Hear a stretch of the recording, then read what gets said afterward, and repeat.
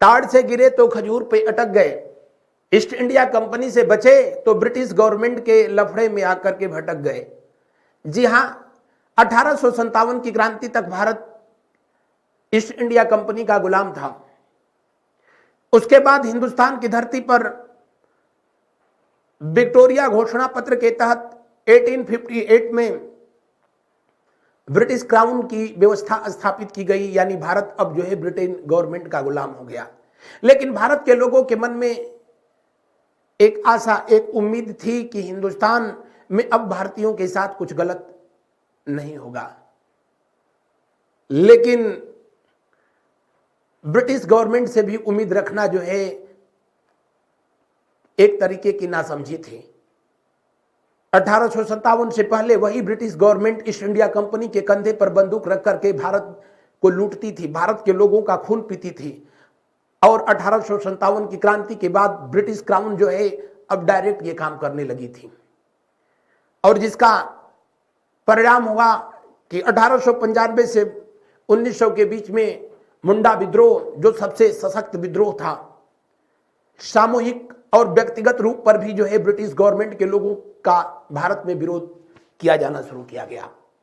और भारत में पहली राजनीतिक हत्या, जिसको हमारी एनसीईआरटी ने स्वीकार किया है, हालांकि होने तो लगा बहुत पहले से ही,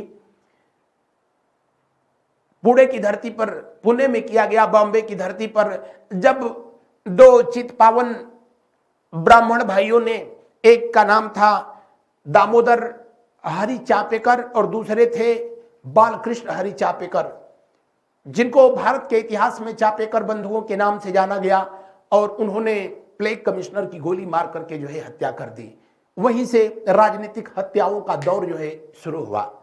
आइए आज के सेशन को शुरू करते हैं। उससे पहले देखते हैं कुछ प्रश्न जो कि विगत परीक्षाओं में यहां से पूछे गए हैं। जैसे कार्लाइल सर्कुलर किससे संबंधित था?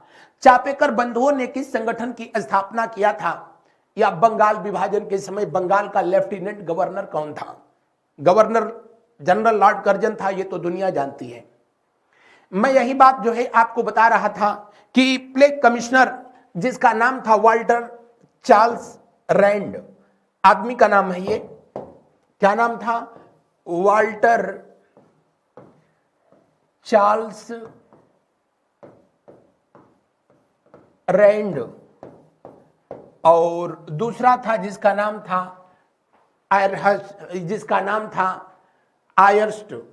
इन दोनों की गोली मार करके हत्या की गई थी। कब? तो आप कहेंगे 22 जून 1897 को। कहां पर किया गया ये शुभ काम? तो बॉम्बे प्रेसिडेंसी में। आज भी मुठा नदी के तट पर शहर है जिसका नाम पुणे, अब ये महाराष्ट्र में पड़ता है। क्रांतिकारी कौन थे? तो आप कहेंगे कि क्रांतिकारी थे दामोदर चापेकर, जिनका नाम था दामोदर हरि चापेकर। हालांकि हरि इन लोगों के पिताजी थे, लेकिन वहां ऐसा नाम रखा जाता है जिसमें पुत्र के नाम में पिता का नाम, माता का नाम भी सम्मिलित किया जाता है। इनके सगे भाई थे दूसरे, उनका नाम था बालकृष्ण। क्या नाम था? बालकृष्ण हरि चापेकर। और इन दोनों भाइयों ने वाल्टर चार्ल्स रैंड, जो कि प्लेग के नाम पर बहुत सारी जो है अमानवीय घटनाओं को अंजाम दिया था। दरअसल उस समय प्लेग जो हुआ करता था, महामारी, गांव के गांव ही साफ हो जाते थे। जो चूहे पर पाए जाने वाले प्लेग वायरस की वजह से फैलता था। जिस व्यक्ति को प्लेग होता था तो सबसे पहले उसके जो है ये आर्म्स पीठ में एक गांठ निकल जाती थी। सेम एज जो है जंघे में भी जो है यही स्थिति हो जाती थी, और उस व्यक्ति को तेज बुखार होता था उसके बाद।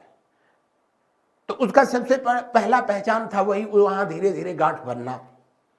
और ये दोनों ऐसी जगह जहां पर कि जो है अमूमन इंसान, खास करके जो है महिलाएं, बताने से कतराती थी। इसीलिए ब्रिटिश गवर्नमेंट के लोग, डॉक्टरों का एक पैनल जो है गठित किया, और ये हर गांव जो है शहर गया करके हर घर में सबका जो है चेक इन किया जाता था, चाहे वो उसको प्लेग हुआ है या नहीं हुआ है। प्लेग चेक इन के नाम पर बहुत सारे ऐसे जो है अमानवीय घटना हुई, बलात्कार की घटनाएं हुई और उसको लेकर के जो है भारतीय जनमानस में बड़ा रोष हुआ। खास करके जो है वाल्टर चार्ल्स जो है इस ऐसे कई जघन्य अपराधों को जो है अंजाम दिया था और वही वजह था कि इन दोनों भाइयों ने, दामोदर हरि चापेकर और बालकृष्ण हरि चापेकर ने, इनका 22 जून 1897 के दिन जब हीरक जयंती मना करके रात के वक्त जो है दोनों एक ही गाड़ी से आ रहे थे। ऑपरेशन तो इनको करना था लेकिन साथ में ये भी थे आयर्स महोदय, तो ये भी उसी लगे चले गए। इस घटना को जिस संगठन के लोगों ने जो है अंजाम दिया था उस संगठन को जो है व्यायाम संगठन जो है कहा जाता था। क्या कहा जाता था? व्यायाम संगठन कहा जाता था, व्यायाम संगठन। और ये जो व्यायाम संगठन था, ये व्यायाम संगठन का जो है मूल उद्देश्य ही था। क्या इसका मूल उद्देश्य था? क्षेत्र के जो है नवयुवकों का एक जगह जमावड़ा होना, इकट्ठा होना, शारीरिक जो है वहां पर कसरत व्यायाम करना और ब्रिटिश लोगों के खिलाफ जो है उनको जो है उन युवकों को ब्रिटिश अत्याचारों के खिलाफ जो है जागरूक करना और ईंट का जवाब पत्थर से देना, दुष्ट के साथ दुष्टता करना। चापेकर बंधुओं ने इस कार्य को बखूबी अंजाम दिया और कुछ ही दिनों में इस व्यायाम संगठन की बहुत सारी शाखाएं बॉम्बे और पुणे के आसपास के क्षेत्रों में जो है स्थापित की गई थी और नवयुवकों में देश प्रेम की भावना का जो है अंकुरण करना जो है इस संगठन का प्रथम और मूल उद्देश्य था। आखिरकार इन दोनों भाइयों ने इनकी हत्या कर दी और हत्या कर दी तो जो है उस पर 25,000 रुपए का जो है 20,000 रुपए का जो है जो बताएगा इसके संदर्भ में इनाम का जो है घोषणा कर दिया गया कि जो भी इन दोनों भाइयों को के बारे में बताएगा उनको 20,000 रुपया जो है इनाम दिया जाएगा। और जिसका जो है परिणाम हुआ कि दक्षिण भारत के द्रविड़ बंधु थे, दो भाई, और 20,000 रुपए के लिए आज बहुत लोग जो है बदल जाएंगे, उस समय तो 20,000 का बहुत मतलब था। ये दोनों भाइयों ने एक साजिश के तहत इन दोनों भाइयों को, चापेकर बंधुओं को गिरफ्तार करा दिया और इनके खिलाफ जो है गवाही भी दिया, जिसका परिणाम हुआ कि दामोदर चापेकर को जो है दामोदर चापेकर को अप्रैल 1898 में जो है फांसी दे दी गई। इस घटना की जिम्मेदारी दामोदर चापेकर ने जो है उठाया और बालकृष्ण जो इनके छोटे भ्राताश्री थे ये बच गए। दामोदर चापेकर ने जो है जज के सामने जो है इस बात को स्वीकार कर लिया कि इस घटना को मैं अकेले अंजाम दिया था, इस भाई से, मेरे भाई से कोई मतलब नहीं है। ये तो उस दिन था भी नहीं, और जिसका परिणाम था कि छोटा भाई तो छूट गया लेकिन बड़े भाई को जो है 18 अप्रैल 1898 के दिन जो है फांसी दे दी गई। इस बात से जो है छोटा भाई बहुत ज्यादा जो है उग्र हो गया और इस व्यायाम संगठन से कुछ और जो है अपने मित्रों को मिला करके और इन द्रविड़ बंधुओं को जो है इन्होंने इन लोगों का ऑपरेशन कर दिया। यानी अंग्रेजों के जो गवाह बन गए थे ये द्रविड़ दक्षिण भारतीय लोग, इनको बालकृष्ण चापेकर, विनायक पांडे और उनके साथ दो और उनके मित्र रहे थे, इन लोगों ने इस घटना को अंजाम दिया। इन दोनों द्रविड़ बंधुओं को जब मार दिया तो बालकृष्ण चापेकर फिर गिरफ्तार हुए और इस घटना की वजह से 1899 में, कब? 1899 में इनको भी फांसी दे दी गई, इनके 3 मित्रों के साथ। तो इस तरीके से जो है ये दोनों भाई शहीद हो गए जरूर, लेकिन भारत के इतिहास में अपने नाम को अमर कर गए और ब्रिटिश गवर्नमेंट को जो है खुली चुनौती दी थी कि कमिश्नर लेवल का भी अधिकारी मारा जा सकता है। और इसे भारत के इतिहास में पहली राजनीतिक घटना, पहली राजनीतिक हत्या की गई, कही गई, यही जो है पूछा जाता है बहुत ज्यादा। पहली राजनीतिक हत्या, पहली राजनीतिक हत्या। इस बात को जो है याद रखेंगे। बॉम्बे प्रेसिडेंसी में जो है हुई थी, किस संगठन के द्वारा किया गया था? व्यायाम संगठन, जिसकी स्थापना 1895 में जो है किया गया था। बढ़ते हैं आगे की तरफ और देखते हैं और भी जो है कुछ बातों को। इस घटना के बाद न सिर्फ जो है बम्बई प्रेसिडेंसी, बल्कि बंगाल प्रेसिडेंसी में भी बहुत सारी ऐसी जो है राजनीतिक घटनाएं चल रही थी, और जिसके वजह से, और सबसे अजीब बात थी कि हिंदू और मुस्लिम दोनों मिलकर के ब्रिटिश हुकूमत का विरोध कर रहे थे। इसलिए हिंदू और मुस्लिम समुदाय को आपस में लड़ाने के लिए एंड्रूज फ्रेजर बंगाल का लेफ्टिनेंट गवर्नर था। कवर पेज पर यह क्वेश्चन पूछा भी गया था। सबसे पहले उसी के दिमाग में यह शैतानी उपज जो है आई कि क्यों न बंगाल का विभाजन कर दिया जाए और मुस्लिम बाहुल्य क्षेत्र को मुसलमानों के लिए और हिंदू बाहुल्य क्षेत्र को हिंदुओं के लिए जो है अलॉट कर दिया जाए, आरक्षित कर दिया जाए, और इन दोनों को ही आपस में जो है लड़ा दिया जाए। यानी डिवाइड एंड रूल का फार्मूला इन लोगों ने जो है लाया, फुट डालो और राज्य करो, और इस तरीके से बंगाल विभाजन देश का विभाजन का जो है पहली सीढ़ी साबित हुआ। बंगाल विभाजन के संदर्भ में पहली जानकारी 1803 में 1803 में ही जो है उस समय का समाचार पत्र के द्वारा जो है ये खबर प्रकाशित की गई कि बंगाल विभाजन जो है, बंगाल का विभाजन किया जा सकता है एडमिनिस्ट्रेशन की वजह से, एडमिनिस्ट्रेशन में सुविधा की वजह से। लेकिन उसके पीछे उद्देश्य जो है कुछ और था। क्यों? क्योंकि राजनीति की दुनिया में हकीकत कभी बताई नहीं जाती है, और जो बताई जाती है वो हकीकत होता नहीं है। मैं मोदी जी की बात नहीं कर रहा हूं, राजनीति हमेशा से ही ऐसा रहा है। जो कहा जाता है वो कभी किया नहीं जाता, जो किया जाता है उसके बारे में कभी कहा नहीं जाता। यही राजनीति होती है। और बंगाल विभाजन का जो है अनाउंसमेंट अगर जो है आपसे पूछा जाए कि कब किया गया, तो बंगाल विभाजन की जो है घोषणा की गई। कब? बंगाल विभाजन की घोषणा की गई 20 जुलाई 1905 को। बंगाल विभाजन जब हुआ तो भारत का गवर्नर जनरल कौन था? तो उस समय भारत का गवर्नर जो है लॉर्ड कर्जन था। कौन?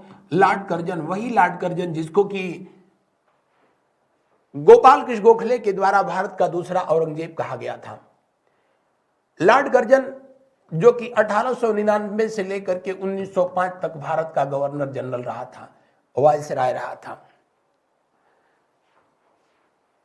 लॉर्ड कर्जन के शासनकाल में बंगाल का विभाजन हुआ।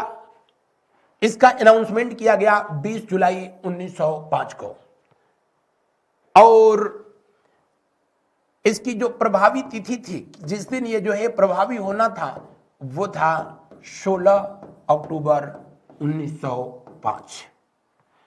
बंगाल विभाजन के पीछे उद्देश्य था, अगर जो है पूछा जाए कि इनका उद्देश्य क्या था, तो इनका उद्देश्य वही था, डिवाइड एंड रूल, यानी फूट डालो और राज करो। फूट डालो और राज करो, इनका मूल उद्देश्य था। और इसका परिणाम हुआ कि बंगाल विभाजन के विरोध में ही जो आंदोलन हुआ, आपको जानकारी के लिए जो है यहां पर मैं बता दूं कि बंगाल का विभाजन उस समय भारत का सबसे जो है सशक्त, जो है आर्थिक रूप से बहुत संपन्न क्षेत्र था। तब लगभग जो है जनसंख्या 8 करोड़ थी, जबकि इसकी एरिया 1,89,000 वर्ग किलोमीटर का था। बंगाल का जो है 2 हिस्सों में विभाजन किया गया। एक पूर्वी बंगाल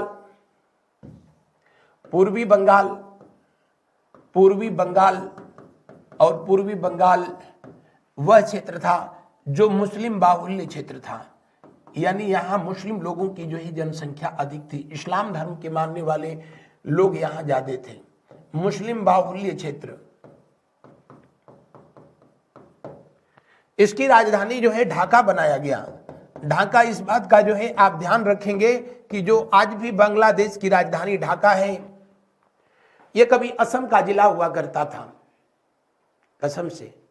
लेकिन अंग्रेजों ने उस समय काट करके इसको जो है किसके साथ जोड़ दिया, बांग्लादेश के साथ जो है, सॉरी पूर्वी बंगाल के साथ जो है जोड़ दिया। यह पूर्वी बंगाल के रूप में कब से कब तक रहा था, तो आप कहेंगे कि वर्ष 1905 से लेकर के और 1947 तक इसको पूर्वी बंगाल ही कहा गया।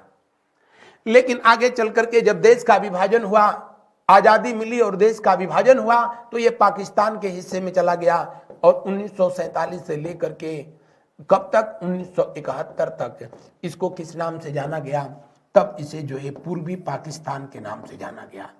किस नाम से, पूर्वी पाकिस्तान के नाम से जाना गया। और भारत के प्रयासों से वर्ष 1971 में जब ये स्वतंत्र हो गया, तब जो है इसी पूर्वी पाकिस्तान का नाम जो है हो गया क्या, बांग्लादेश। क्या हो गया, बांग्लादेश। जबकि जो पश्चिमी बंगाल था, तब भी पश्चिम बंगाल था और आज भी पश्चिम बंगाल है। पश्चिम बंगाल, पश्चिम बंगाल, ओह पश्चिम बंगाल नहीं दिख रहा है। वैसे भी इलाहाबाद से पश्चिम बंगाल कहां से दिखेगा, रुकिए कलर बदल दें ताकि पश्चिम बंगाल ठीक ठीक दिखने लगे। आओ पश्चिम बंगाल, वेस्ट बंगाल, पश्चिम बंगाल। और पश्चिम बंगाल की राजधानी कहाँ थी, आप कहेंगे कोलकाता। कहाँ पर थी, जी हाँ, पश्चिम बंगाल की राजधानी कोलकाता थी। कहाँ पर, कोलकाता। तब हालांकि इसको कलकत्ता जो है कहा जाता था। यह हिंदू बाहुल्य क्षेत्र था, हिंदू बाहुल्य क्षेत्र, हिंदू क्षेत्र था। और इसके पीछे ब्रिटिश हुकूमत के द्वारा बताया गया कि हम चाहते हैं कि बंगाल विभाजन की वजह, बंगाल बहुत बड़ा स्टेट है और इसके वजह से इस यहाँ पर एडमिनिस्ट्रेशन में बहुत दिक्कतें हो रही हैं, इसलिए इसका विभाजन कर दिया जाए। तब उड़ीसा और बिहार भी बंगाल का ही हिस्सा हुआ करता था। लेकिन हकीकत तो मैंने बताया ना कि राजनीति में हकीकत बताई नहीं जाती और जो बताई जाती है वो हकीकत होता ही नहीं है। जब विभाजन किया गया तो उस समय यहाँ का लेफ्टिनेंट गवर्नर जो है आपसे पूछा जाएगा कौन था, तो आप कहेंगे एंड्रूज फ्रेजर था। कौन था, एंड्रूज फ्रेजर था। और अगर जो है आपसे पूछा जाए कि लॉर्ड कर्जन से पहले ही बंगाल का जो है विभाजन करने का सुझाव किसने दिया था, यही एंड्रूज फ्रेजर दिया था। जबकि पूर्वी बंगाल का गवर्नर उस समय जो है, जो व्यक्ति था, उसका नाम था ब्रूमफील्ड। क्या, ब्रूमफील्ड फुल्लर। ऐसे ही प्यारे प्यारे इन सबों के नाम मिलेंगे। अब तो इन सबों के नाम जो थे, अब हम लोग वही वाले नाम अब जो है कुत्तों के नाम रख दिए जाते हैं, हालांकि बात एक ही है। ये ब्रूमफील्ड उस समय पत्र लिखा किसको, बंगाल विभाजन का अनाउंसमेंट करने वाले व्यक्ति को, लॉर्ड कर्जन को लिखा कि हिंदुस्तान में हमारी दो पत्नियां हैं, एक हिंदू और एक मुस्लिम, लेकिन मुस्लिम पत्नी हमको बहुत प्यारी है और उसका ख्याल रखना हमारी जिम्मेदारी है। आप सोच सकते हैं कि इनका इशारा कहां था। हकीकत ये कहना कुछ और चाहता था, बाकी तो इसकी भारत में शादी वगैरह ऐसी कोई बात ही नहीं थी। इसका बस ये कहना था कि हिंदू और मुसलमान हमारे यहाँ जो है इस सत्ता व्यवस्था को चलाने में इन दोनों को का जो है इस्तेमाल करना है इस तरीके से कि दोनों को आपस में लड़ा दो, ताकि दोनों जो है कभी आजादी की मांग जो है ना करें। बंगाल विभाजन लॉर्ड कर्जन के टाइम में हुआ था, लेकिन अगर जो पूछा जाए बंगाल विभाजन की घोषणा जो है कहां से किया गया था, तो शिमला से किया गया था। तब जो है भारत की ग्रीष्मकालीन राजधानी शिमला हुआ करती थी और लॉर्ड कर्जन के द्वारा जो है वहीं से इसकी घोषणा की गई। बंगाल विभाजन का अनाउंसमेंट होते ही बंगाल सहित भारत के जो है विभिन्न क्षेत्रों में इसका विरोध किया जाने लगा और उसके पीछे अंग्रेजों की जो मंशा थी, भारतीय लोग भी जो है इसको बहुत अच्छे से समझते थे।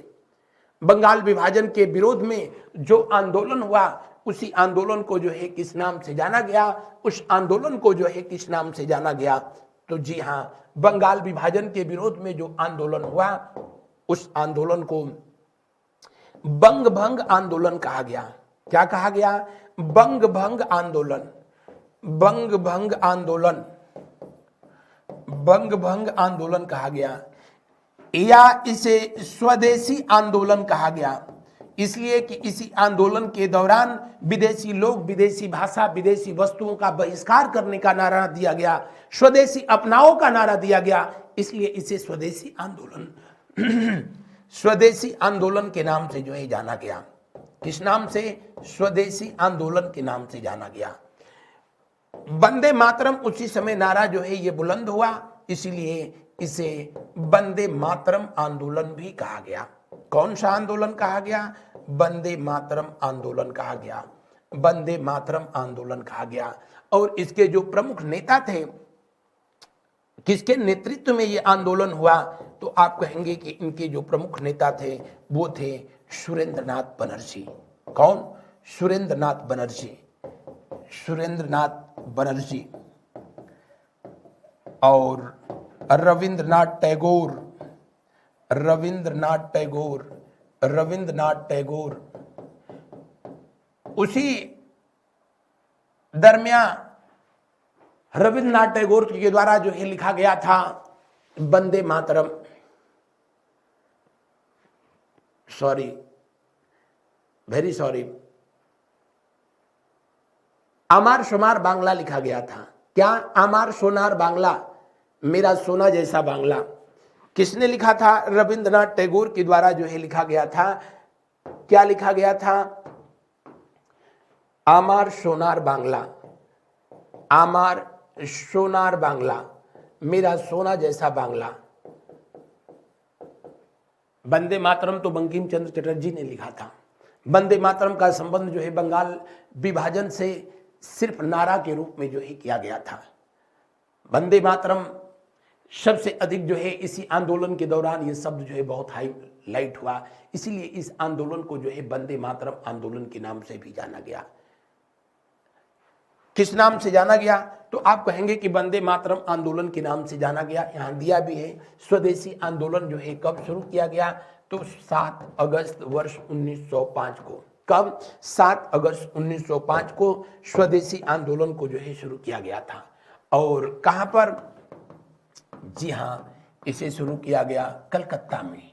कलकत्ता में, कलकत्ता में, कलकत्ता के जो है टाउन हॉल मैदान पर जो है ये आंदोलन एक विशाल जनसभा आयोजित की गई और जिसके मैंने बताया कि नेतृत्वकर्ता जो है कौन थे? नेतृत्वकर्ता कौन थे? जी हां, सुरेंद्रनाथ बनर्जी थे। कौन? सुरेंद्रनाथ बनर्जी। सुरेंद्रनाथ बनर्जी जो है आपको जानकारी के लिए बता दें, आईसीएस एग्जाम को क्वालिफाई करने वाले दूसरे भारतीय थे। पहले भारतीय कौन थे? तो आप सबको पता है, रविंद्रनाथ टैगोर के भ्राताश्री। लेकिन दूसरे भारतीय जो है कौन थे? तो आप कहेंगे कि सुरेंद्रनाथ बनर्जी। आईसीएस पास करने वाले दूसरे भारतीय, आईसीएस एग्जाम पास करने वाले दूसरे भारतीय व्यक्ति थे। कौन? सुरेंद्रनाथ बनर्जी। कौन थे? सुरेंद्रनाथ बनर्जी थे। और आपको जानकारी के लिए जो है मैं बता दूं कि स्वदेशी आंदोलन के दौरान ही विदेशी भाषा, विदेशी वस्तु, विदेशी लोगों का जो है बहिष्कार किया गया। स्वदेशी अपनाओ का नारा दिया गया। यद्यपि कि स्वदेशी अपनाओ का नारा सबसे पहले आर्य समाज के संस्थापक स्वामी दयानंद सरस्वती के द्वारा जो है दिया गया था। वो पहले ऐसे व्यक्ति थे जिन्होंने स्वदेशी अपनाओ, विदेशी वस्तुओं का बहिष्कार करने का आह्वान किया था। स्वदेशी आंदोलन को आगे चलकर के मेमोरेबल बनाने के लिए इसी तिथि को अब 7 अगस्त को जो है किस रूप में मनाया जाता है? तो नेशनल हैंडलूम दिवस के रूप में, नेशनल हैंडलूम डे के रूप में मनाया जाता है। इसे राष्ट्रीय हथकरघा दिवस के रूप में जो है मनाया जाता है। बंगाल विभाजन में जो स्वदेशी आंदोलन जो है चलाया जा रहा था, उसी स्वदेशी आंदोलन के तहत इसका भारत के जो है विभिन्न क्षेत्रों में जो है विरोध किया गया। और मैंने बताया कि इसको बंग भंग आंदोलन के नाम से भी जाना गया। बंग भंग आंदोलन कहा गया, इसको वंदे मातरम आंदोलन कहा गया। वंदे मातरम आंदोलन कहा गया। वंदे मातरम आंदोलन कहा गया। इसी दौरान जो है रविंद्रनाथ टैगोर ने अपना सुप्रसिद्ध गीत जो लिखा था, जिसका नाम है, आज भी जो है आप यूट्यूब पर इसको सुन सकते हैं, एकला चलो, एकला चलो, या फिर जो है आमार सोनार बांग्ला, आमार सोनार बांग्ला भी जो है उसी समय इनके द्वारा लिखा गया। किसके द्वारा लिखा गया? जी हाँ, लिखा गया था रविंद्रनाथ टैगोर के द्वारा, जो आगे चलकर के वर्ष 1972 में 1972 में बांग्लादेश का जो है राष्ट्रगान बना। देश के अंदर जो है तमाम विरोध होता रह गया, लेकिन ब्रिटिश हुकूमत जो है मानने को तैयार नहीं थी, और उसका परिणाम हुआ कि जो है बंगाल विभाजन को लेकर के तमाम जो है स्टेटमेंट दिए गए। बंगाल विभाजन हमारे घावों पर नमक की तरह है, किसने कहा था? गोपाल कृष्ण गोखले के द्वारा जो है कहा गया था। आप लोगों से पूछता भी है कि बंगाल का विभाजन हमारे घावों पर नमक जैसा है, किसने कहा था? गोपाल कृष्ण गोखले ने कहा था। और इन्हीं के शिष्य थे महात्मा गांधी। हालांकि महात्मा गांधी जी तब भारत में नहीं थे, तब जो है अफ्रीका में थे। इन्होंने कहा कि देश के लोगों के दिलो दिमाग में राष्ट्रीय चेतना का जागरण करने में बंगाल विभाजन का बहुत बड़ा जो है योगदान रहा है। बंगाल विभाजन एक बेहद निर्मम भूल, किसने कहा? गोपाल कृष्ण गोखले ने कहा था। यह विभाजन हमारे ऊपर एक वज्र की तरह गिरा। ये स्टेटमेंट किसने दिया था? सुरेंद्रनाथ बनर्जी ने दिया था। वही सुरेंद्रनाथ बनर्जी जिनको 1895 में, कब? 1895 में पुणे में भारतीय राष्ट्रीय कांग्रेस का जो है अध्यक्ष बनाया गया था। भारत में मेरी 2 पत्नियां हैं, हिंदू और मुसलमान। निश्चय है मुस्लिम पत्नी मुझे बेहद प्रिय है। ब्रूमफील्ड फुल्लर के द्वारा ये स्टेटमेंट दिया गया था, जो कि मैंने पहले ही आप लोगों से बताया। इसका स्क्रीनशॉट लेते रहिए, नोट्स जो है लिखते रहिए, या फिर हमारे पर्सनल टेलीग्राम चैनल को आप ज्वाइन कर लीजिए, जीएस गुरु जेपी सर, जहां पर इसकी पीडीएफ, बोर्ड पीडीएफ जो है आपको भेज दी जाएगी। अगर बाय द वे न मिले तो आप जो है हमको पर्सनल मैसेज भी उस पर कर सकते हैं। बंगाल विभाजन को लेकर के विरोध होता रह गया, लेकिन ब्रिटिश हुकूमत जो है मानी नहीं। जिस दिन बंगाल विभाजन लागू हुआ, उसी को जो है शोक दिवस के रूप में मनाया गया। किस दिन? जब बंगाल विभाजन लागू हुआ। जब बंगाल विभाजन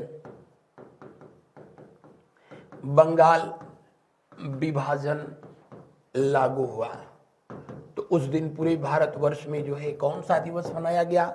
शोक दिवस जो है मनाया गया। उत्तर भारत, दक्षिण भारत तक जो है इसका प्रभाव देखने को मिला। दक्षिण भारत में भी श्री राजगोपालाचारी के द्वारा जो है वंदे मातरम आंदोलन का नेतृत्व किया गया था।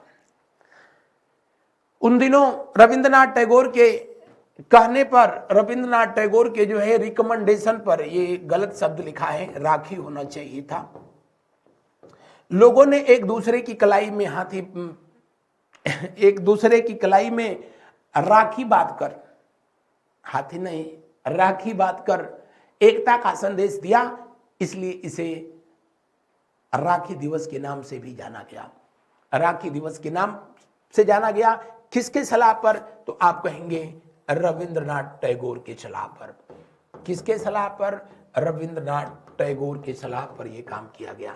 रविंद्रनाथ टैगोर के सलाह पर यह काम किया गया था, और इसे राखी दिवस के नाम से जो है जाना गया।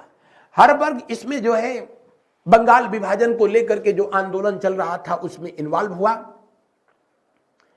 उसी दरमियान सबसे ज्यादा जो है छात्र इस आंदोलन में एक्टिव हुए। इसलिए बंगाल का जो चीफ सेक्रेटरी था, जिसका नाम जॉन कार्लाइल था, जॉन कार्लाइल ने सभी विद्यालयों को यह निर्देश दिया, प्राथमिक विद्यालय से लेकर के विश्वविद्यालय तक, क्योंकि तब प्राथमिक विद्यालय में भी जो बच्चे पढ़ने के लिए जाते थे तो उनकी अवस्था ठीक ठाक हो जाती थी। 12 साल, 10, कभी 12 साल जो है प्राथमिक विद्यालय में मिनिमम एज था एडमिशन का। बहुत तो लोग उन दिनों तब जाते थे पढ़ने के लिए जब शादी विवाह वगैरह हो जाता था, तब पढ़ाई शुरू होती थी। बहरहाल तब और जमाना था, अब और जमाना है। सभी स्कूलों में यह निर्देश दिया गया कि अगर जो है किसी भी स्कूल के स्टूडेंट आंदोलन में पाए जाएंगे, अगर बंगाल विभाजन के विरोध में रैली निकालेंगे, अनशन पर बैठेंगे तो उनका एडमिशन रद्द किया जाएगा और उस स्कूल के प्रिंसिपल के खिलाफ जो है कार्रवाई की जाएगी। इसे ही कार्लाइल सर्कुलर के नाम से जाना गया। कार्लाइल सर्कुलर जो 22 अक्टूबर 1905 में कब जारी किया गया था?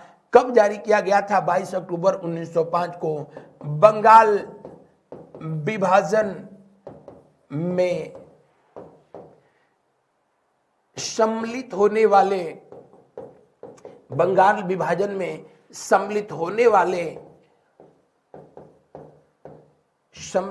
वाले विद्यालयों के खिलाफ ये लाया गया था, विद्यालयों के विरुद्ध इसको लाया गया था।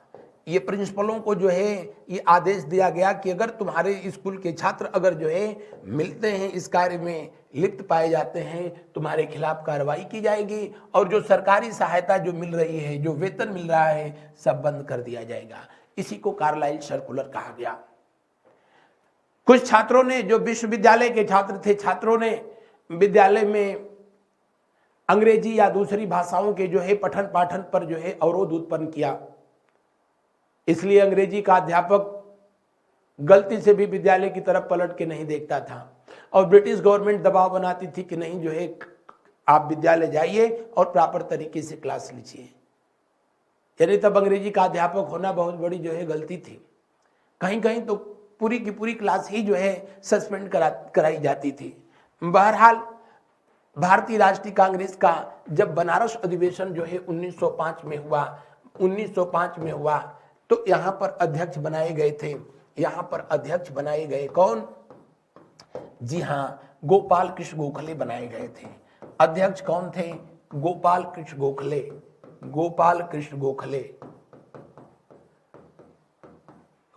कृष्ण गोखले और गोपाल कृष्ण गोखले अध्यक्ष बनाए गए। इन्होंने बंगाल विभाजन का विरोध किया। यह पहली बार कांग्रेस के ऐसे अधिवेशन में हुआ जब गवर्नमेंट के किसी डिसीजन का जो है खुलेआम कांग्रेस के अधिवेशन में विरोध किया जाता है। यानी इसका परिणाम क्या होता है? इसका परिणाम होता है क्या? बंगाल विभाजन का विरोध किया गया। बंगाल विभाजन की निंदा की गई कि गवर्नमेंट जो कह रही है वो असल में जो है वो हकीकत है नहीं, और जो हकीकत है गवर्नमेंट बता नहीं रही है। ये हर कोई जानता था कि हिंदू और मुसलमानों को लड़ाने के लिए ये काम किया गया है। बंगाल का उस समय गवर्नर जनरल लॉर्ड कर्जन ने कहा था कि बंगाल का विभाजन भारत में मुसलमानों के लिए एक ऐसा सुनहरा अवसर है जितना सुनहरा अवसर इनके बादशाहों ने, नवाबों ने भी कभी जो है नहीं दिया था। उनके लिए ये गोल्डन चांस है हिंदुस्तान में अपना खुद का अपना साम्राज्य स्थापित कर लेने के लिए। यहीं पर इन्होंने दूसरा औरंगजेब कहा था। लॉर्ड कर्जन को दूसरा औरंगजेब किसने कहा? गोपाल कृष्ण गोखले ने कहा था। लॉर्ड कर्जन को दूसरा औरंगजेब कहा था। दूसरा औरंगजेब कहा किसने? गोपाल कृष्ण गोखले ने। और गोपाल कृष्ण गोखले को जो है विपक्ष का जो है उपाधि दी गई। क्या? विपक्ष के नेता की उपाधि। किस उपाधि? किस अधिवेशन में? बनारस अधिवेशन में। बनारस की धरती पर यह पहला और अंतिम अधिवेशन था। उत्तर प्रदेश की धरती पर इलाहाबाद के बाद यह दूसरा शहर था जहां पर कांग्रेस का अधिवेशन जो है आयोजित किया गया। भारत के विभिन्न शहरों में लोगों ने अपने अपने तरीकों से बंगाल विभाजन का जो है विरोध किया। शुरू में मुस्लिम कम्युनिटी के लोगों ने भी बंगाल विभाजन का जो है विरोध किया, लेकिन बाद में जब ब्रिटिश गवर्नमेंट के जो है बहकावे में आए तो उन लोगों ने भी न सिर्फ बंगाल विभाजन का समर्थन किया बल्कि खुद की एक अलग पार्टी जो है ऑल इंडिया मुस्लिम लीग की स्थापना कर ली थी। बहरहाल राष्ट्रीय शिक्षा परिषद की स्थापना जो है किया जाता है कहां पर? बंगाल में। क्यों? क्योंकि भारतीय 1906 में क्यों? क्योंकि भारतीय भाषाओं में शिक्षा जो है दी जाए, विदेशी भाषाओं में शिक्षा न दी जाए। क्योंकि लॉर्ड मैकाले के समय से ही अंग्रेजी को शिक्षा का माध्यम बना दिया गया था। और उसका परिणाम, दूरगामी परिणाम ये हुआ कि उन दिनों छोटे छोटे बच्चों को बचपन से ही जो है उनके अंदर ईसाई धर्म से संबंधित तथ्यों को भरा जाने लगा। उनके मन में ये फितूर भरा जाता था कि नहीं, ईसाई धर्म सबसे बेहतर है और हिंदू, इस्लाम, सिख धर्म ये सब जो है फालतू है। राष्ट्रीय शिक्षा परिषद की स्थापना बंगाल में होती है। बंगाल नेशनल कॉलेज की स्थापना भी जो है किया गया 1906 में ही जो है होता है। और इसके पहले जो है प्रिंसिपल बनाए गए थे जिनका नाम था अरविंद घोष। अरविंद घोष पहले प्रिंसिपल हुए और ये वो विद्यालय था बंगाल में, कलकत्ता में, जिसमें कि भारतीय भाषाओं में शिक्षा का जो है प्रावधान किया गया। अवनींद्रनाथ टैगोर के द्वारा जो है Indian society of oriental art की जो है स्थापना जो है किया जाता है। उसी समय, उसी दरमियान जो मित्रमंडल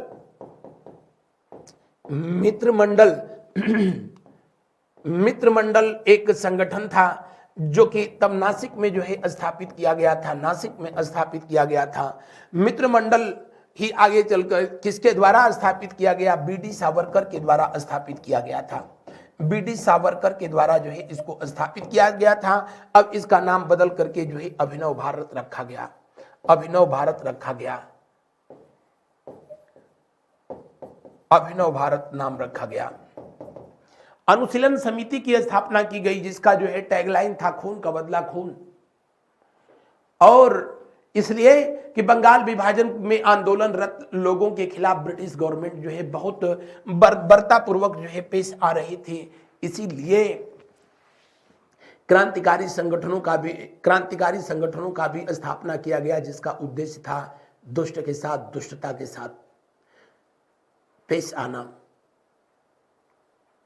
मैंने बताया ना कि जो अनुशीलन समिति बनाई गई थी जिसका उद्देश्य जो है खून का बदला खून था। बंगाल विभाजन ने देश विभाजन की जो है पहली सीढ़ी तो तैयार कर दिया जरूर, लेकिन भारत के लोगों के दिलो दिमाग में राष्ट्रीय चेतना का जो संचार किया वो ब्रिटिश हुकूमत के सत्यानाश के लिए जो है काफी था। अगले क्लास में मिलूंगा तो आपको बताऊंगा कि बंगाल विभाजन के बाद फिर क्या हुआ, किस तरीके से ऑल इंडिया मुस्लिम लीग की स्थापना हुई थी। बंगाल विभाजन के बाद आरआर आंदोलन जो है क्यों आयोजित किया गया, बंगाल विभाजन का सर सैयद अहमद खान जैसे लोगों ने समर्थन क्यों किया, जैसे तथ्यों पर अगले क्लास में विवेचना किया जाएगा, चर्चा किया जाएगा। आज बस इतना ही। Thank you so much. मिलते हैं हम लोग अगले दिन अगली क्लास में। आप सबको मेरे साथ बने रहने के लिए बहुत बहुत धन्यवाद। Thank you so much. Have a nice day. आप सबका दिन शुभ हो।